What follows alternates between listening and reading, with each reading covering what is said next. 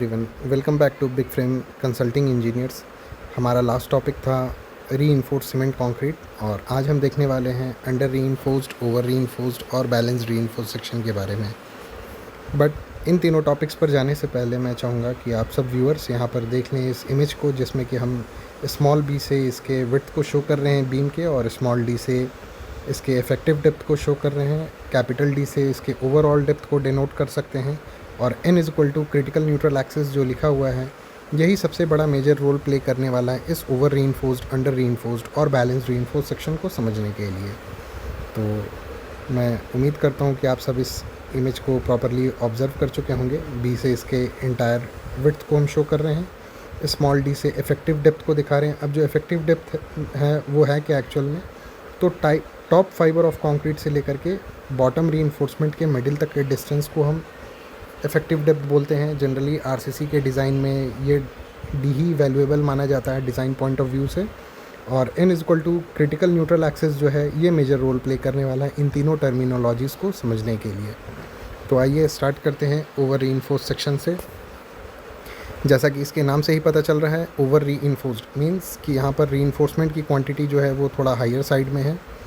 यहाँ पर क्या होता है कि जो कंक्रीट के अंदर जो फेलियर आता है वो पहले ही आ जाता है, इससे पहले कि स्टील अपना रोल प्ले करे, स्टील अपने यील्ड कैपेसिटी पे जाए, उसके पहले ही यहाँ पर कंक्रीट जो है वो फिल कर जाता है। यहाँ पर आप देख सकते हैं सिग्मा CBC, ये इसका लिमिटिंग स्ट्रेस हो गया। अब ये क्या है, अपने थ्रेशोल्ड वैल्यू पे चला गया, जबकि बॉटम में आप देख रहे हैं सिग्मा ST/M और सिग्मा TM। जो सिग्मा TM है यहाँ पे सिग्मा T/M, ये जो दिखा रहा है इसका यील्ड स्ट्रेस दिखा रहा है स्टील का, जो कि अभी भी अपने लिमिटिंग फेज़ तक नहीं गया है। और इसका रिजल्टेंट क्या होता है, ये क्यों हो रहा है ऐसा, इसके पीछे जो मेन रीज़न है वो है आपका एक्चुअल न्यूट्रल एक्सिस, जो कि NC से डिनोट कर रहे हैं यहाँ पे क्रिटिकल न्यूट्रल एक्सिस को, और एक्चुअल न्यूट्रल एक्सिस जो है वो क्रिटिकल न्यूट्रल एक्सिस के नीचे चला आया है। तो यहाँ पर क्या है कि एक मेजर फोर्स का पार्ट जो है वो डायरेक्टली अब कंक्रीट के ऊपर ट्रांसफ़र हो रहा है, और यहाँ पर कंक्रीट में आपको ज़्यादा जल्दी फेलियर देखने के लिए मिलेगा। और ये जो फेलियर होगा ये ब्रिटल नेचर का फेलियर होगा, इसमें सोचने समझने का टाइम नहीं मिलता है, और यहाँ पर सडन फेलियर होता है, सडन कोलैप्स होता है। ये डिज़ाइन पॉइंट ऑफ व्यू से बिल्कुल भी डिज़ायरेबल नहीं माना जाता है। मोमेंट ऑफ रेजिस्टेंस ऑल्दो यहाँ पर थोड़ा हायर साइड होता है, बट उसका कोई फ़ायदा नहीं होता है, क्योंकि कंक्रीट की डक्टिलिटी जो है वो ड्रास्टिकली यहाँ पर रिड्यूस कर जाती है।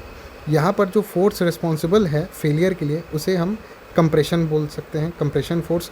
और इस सिनेरियो से बचने के लिए ही हमने डबली रीइंफोर्स्ड सेक्शन को इंट्रोड्यूस किया, जहाँ पर हम कंप्रेशन जोन में भी स्टील प्रोवाइड करते हैं। तो ये आने वाली अगली वीडियोज़ में देखेंगे। अब मूव करते हैं नेक्स्ट अंडर रीइंफोर्स्ड सेक्शन के बारे में। जो अंडर रीइंफोर्स्ड सेक्शन है, यहाँ नाम से ही पता चल रहा है कि यहाँ पर रीइंफोर्समेंट जो है वो थोड़ा लोअर साइड है, और बैलेंस्ड सेक्शन लिमिट से ये अंडर लिमिट होता है यहाँ पर स्टील का क्वांटिटी जो है। और इसके वजह से क्या होता है कि स्टील अपने फुल यील्ड कैपेसिटी पे जाता है, उसके बाद ही कंक्रीट के अंदर क्रशिंग स्टार्ट होता है। तो यहाँ पर जो फेलियर देखने के लिए मिलेगा वो डक्टाइल नेचर का फेलियर होगा। डक्टाइल फेलियर के केस में क्या है कि आपको मेंबर्स में इलॉन्गेशन देखने के लिए मिलेगा। इसमें आपको एक स्लो रेट से उसके अंदर डिफ्लेक्शन ऑब्जर्व करने का टाइम मिलेगा। इसमें क्रैक्स विजिबल होंगे, वो क्रैक्स विद टाइम अगर लोड बढ़ता है तो वो क्रैक का विड्थ जो है वो बढ़ते चला जाएगा। विजिबल क्रैक्स आपको देखने के लिए मिल सकते हैं टेंशन जोन में। कंक्रीट जो है क्रैक्स स्टील के फुल यील्ड स्ट्रेंथ के जाने के बावजूद कंक्रीट के अंदर एक सेफ साइड के लिए कैपेसिटी कुछ हद तक बची हुई होती है, जैसा कि आप यहाँ फिगर में भी ऑब्जर्व कर सकते हैं। सिग्मा ST/M यहाँ पे आप देख सकते हैं बॉटम में ये स्टील जो है अपने फुल कैपेसिटी पे चला गया, और सिग्मा CBC जो है ये लिमिटिंग इसका हो गया, स्ट्रेस हो गया। और यहाँ पे आप देख सकते हैं कि कंक्रीट इस फेज़ में भी सिग्मा C तक ही पहुँचा है। यहाँ पर जो एक्चुअल न्यूट्रल एक्सिस है ये क्रिटिकल न्यूट्रल एक्सिस के ऊपर है, एबव है। तो यही इसमें ऑब्ज़र्व करने वाली बात है। जो क्रिटिकल एक्चुअल न्यूट्रल एक्सिस जो है ये अप डाउन होता है, ये डाउन आ जाएगा ओवर रीइंफोर्स्ड सेक्शन के केस में, ऊपर रह जाएगा क्रिटिकल न्यूट्रल एक्सिस से अंडर रीइंफोर्स्ड सेक्शन के केस में। अब आते हैं अगला टॉपिक देखते हैं अपना जो लास्ट है, balanced reinforced section. In this both steel and concrete reaches their allowable limit simultaneously. जैसा कि यहाँ फिगर में ऑब्जर्व कर सकते हैं, सिग्मा CBC और सिग्मा ST/M, ये दोनों अपने पीक वैल्यू पे एक साथ जा रहा है। और यहाँ पर जो एक्चुअल न्यूट्रल एक्सिस है और क्रिटिकल न्यूट्रल एक्सिस है, ये दोनों एक लाइन पर ही डिपेंडेंट है, एक लाइन में ही आ रहा है।